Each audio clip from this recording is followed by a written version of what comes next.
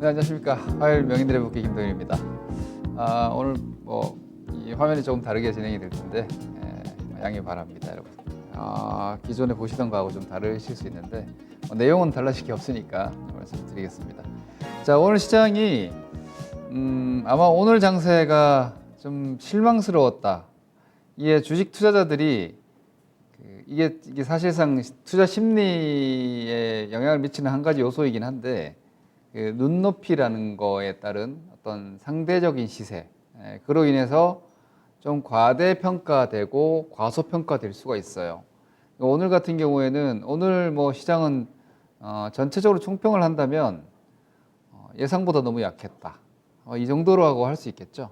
미 증시의 전일의 상승 마감, 그리고 최근에 미 국채금리의 안정, 이런 부분들을 감안하면 시장이 한번 위쪽으로 좀 달려나가지 않을까라는 기대감을 좀 가지고 오늘 개장을 맞이하신 분들이 많으실 텐데, 의외로 아침부터 줄줄줄 흘러내리기 시작해서 끝까지 흘러내리면서 오늘 마감이 나왔어요.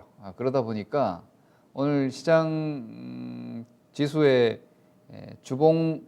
분봉 움직임을 좀 이렇게 보시면요, 여기 보시다시피 이게 위쪽에서 오늘 이제 시초가가 요즘 이제 코스피 종합지수가 이제 갭이 제대로 반영되지 않아서 실질적인 시초가 여기서 나온 겁니다. 그냥 오늘 하루 종일 계단식으로 떨어졌는데 그 당일 하락 자체가 좀 날카롭고 예리했습니다. 왜냐, 오늘 고점 대비해서 오늘 종가권까지 거의 저가권까지 내려왔는데 시장지수가 오늘 고점 대비해서 하락폭이 마이너스 1.8%예요. 그러면 오늘 당일로 보면은 2%짜리 하락 장세와 거의 같은 체감 시세가 나왔다고 볼 수 있습니다. 이 부분에 대해서 오늘 좀 당혹스러워 하시는 분들이 많으실 것 같은데,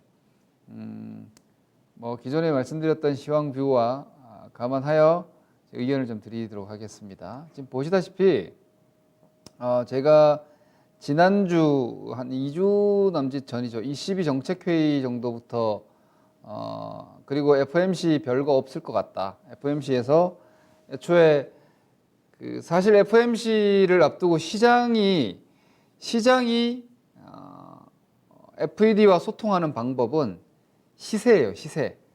그러니까 장이 되게 긴박하고 위험해지면 고강도 대책이 나올 명분이 생겨요. 그래서 시장이 정책과 커뮤니케이션 하는 방법은 사실 시세가 변동성이 커지는 거예요.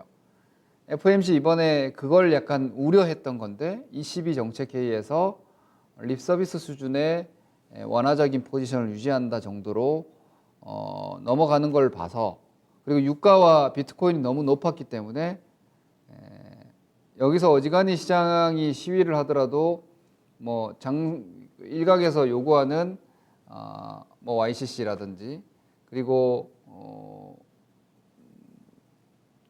오퍼레이션 트위스트 이런 조치들이 강력하게 나오기는 좀 부족했어요. 그리고 말씀드린 대로 FOMC 스케줄은 이제 이렇게 되면 4월 말이 아니고 저는 6월 중순 FOMC로 간다고 보는데, 4월 말 FOMC는 인터뷰가 없는 회의예요. 그래서 거기서 뭔가 큰 변화를 주지는 못할 테기 때문에 이게 좀 답보세, 박스권 이렇게 가지 않을까라는 개인적인 예상을 하고 있는데, 그렇게 가지 않을까 저는 봐요. 그래서 오늘의 하락도 여러분들께 제가 기술적인 흐름이나 이런 것들 말씀을 많이 드리는 걸 봐서 아시겠지만 저는 차트 흐름이나 이런 걸 되게 중시 여겨요. 시세를 제일 중요하게 생각을 하는데, 근데 그 시세를 확대 해석을 하는 걸 주의해야 돼요. 지금 보면 우리 시장이 오늘도 보시면은 이런 데에 대한 긴장감이 좀 있을 거예요. 여기 딱 모여 있죠. 5일선, 21선, 61선 이런 자리들이 딱 지금 5일선이 3038포인트고 여기 21선이 3033포인트, 61선이 3045포인트 이렇게 돼 있으니까 지금 여기에 이 제반 단기 5, 20, 60 이평선이 다 밀집돼 있어요.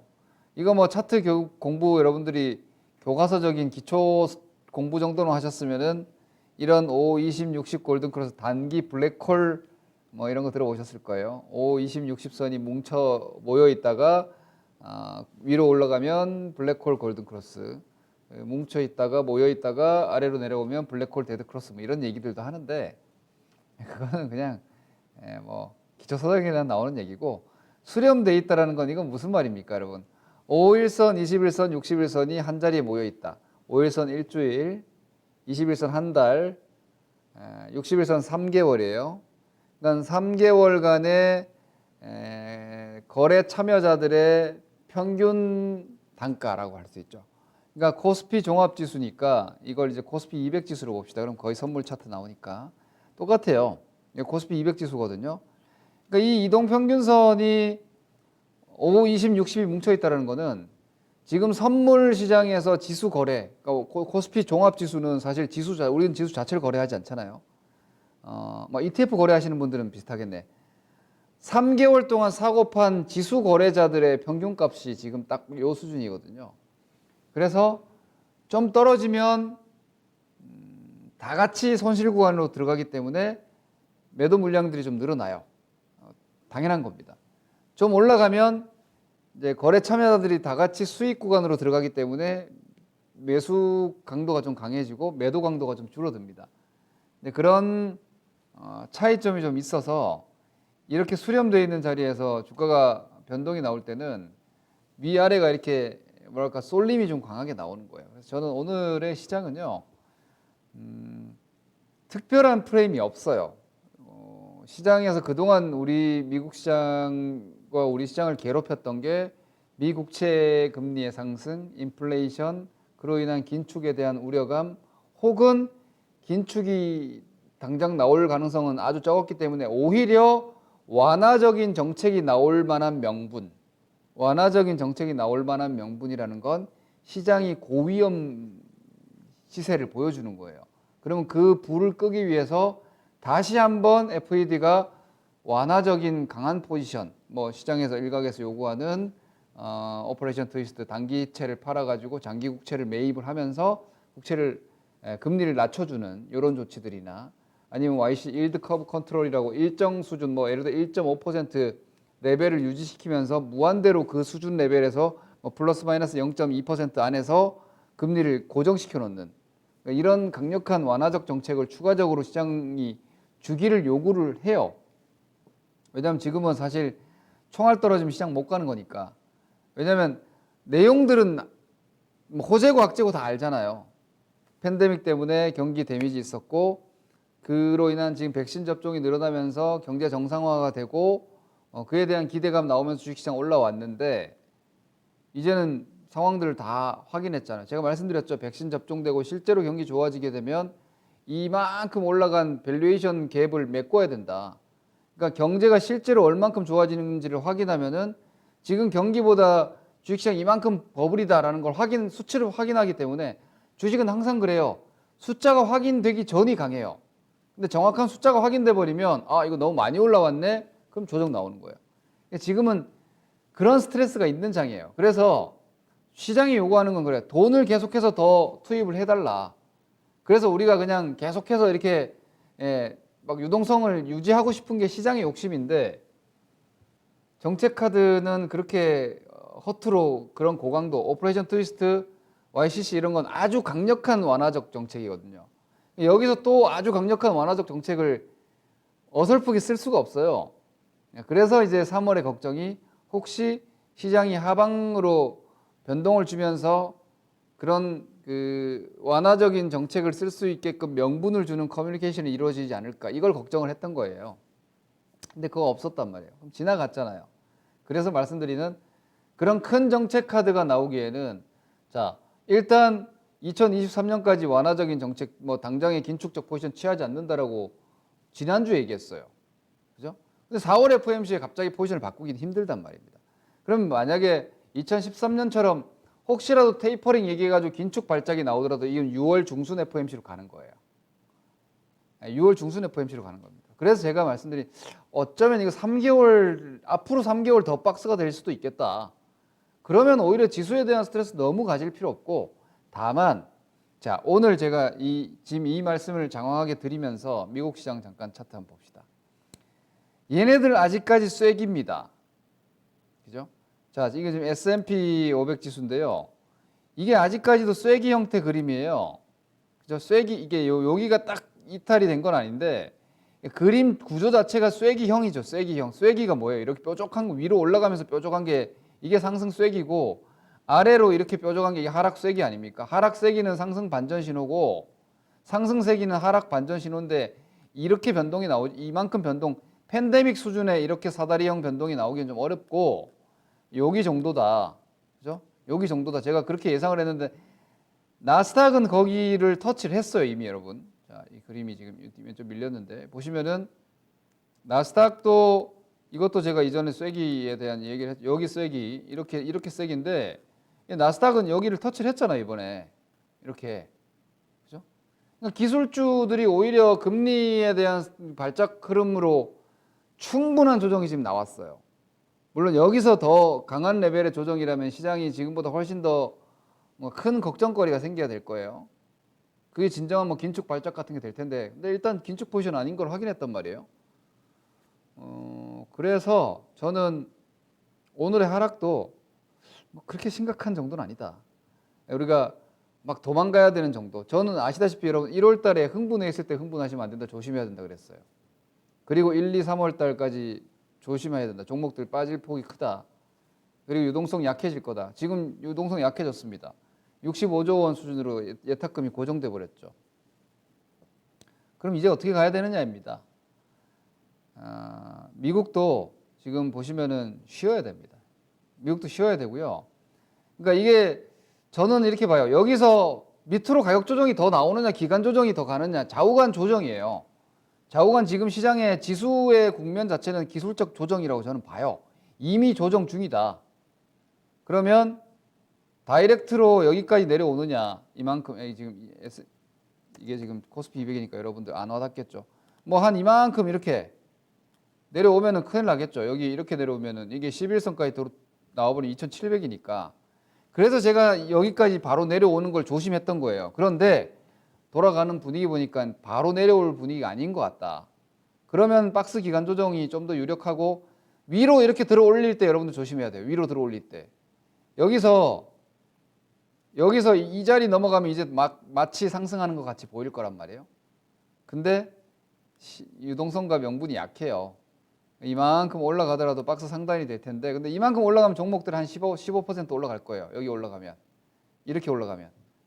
그래서 지금은 박스권이라고 보시고 종목별 대응 이렇게 가시는 게 맞고. 자, 오늘 시장에 대해서 제가 현재 구조에 대해서 좀 많이 말씀드렸고, 요거 오늘 공개 방송이 있으니까 이따가 좀 더 자세하게 설명을 좀 드릴게요. 온라인으로 접속되시는 분들이 이따가 방송 이후에 직후에 바로 공개 방송이 진행되니까 그 시간을 통해서 좀 더 자세하게 설명을 드릴게요. 자, 거기에서 삼성전자가 지금 옆으로 여러분 이렇게 가고 있죠. 예탁금 65조 원 고정됐어요. 기관들 프로그램 비차익 매물 계속 나오고 있고, 외국인들 선물 계속 누적 매도 쌓아나가고 있으니까 기관들은 비차익 깨서 계속 매도해요. 그러니까 수급 약해요. 예탁금 빠졌으니까 개인 총알 떨어졌어요.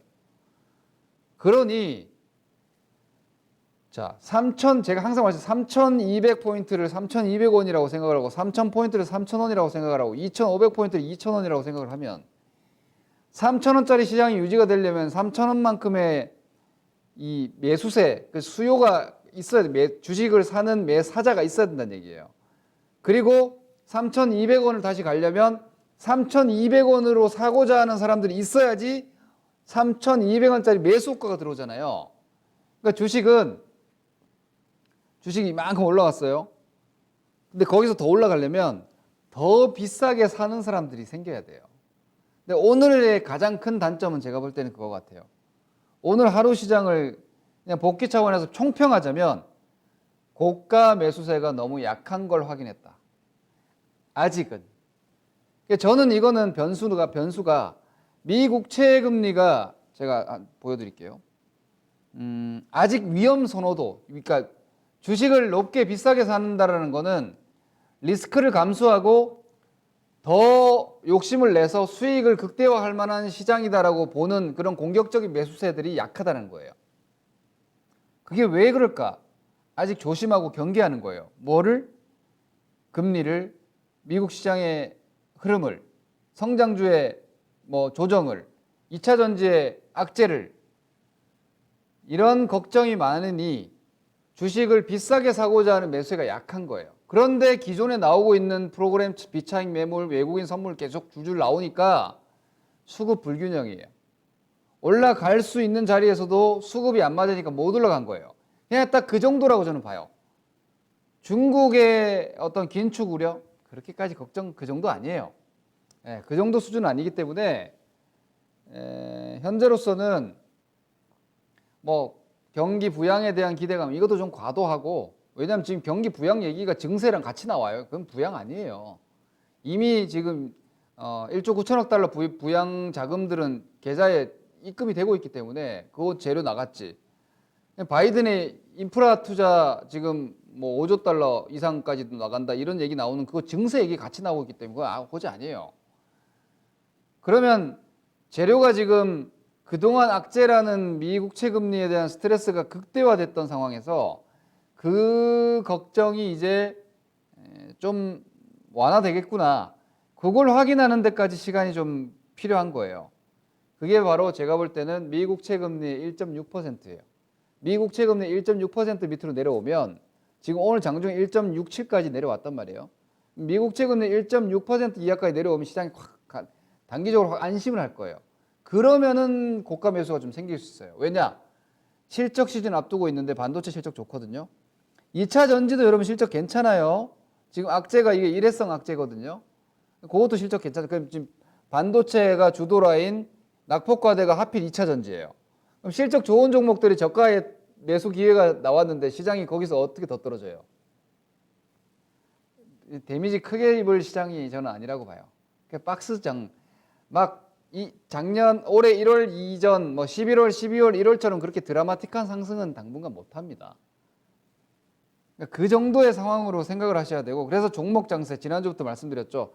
지수는 제한적 박스겠고, 여러분들 종목을 잘 고르셔야 되고, 뭐 타이트한 대응 힘든 분들은 현금을 일정 수준 가지고 계셔도 돼요.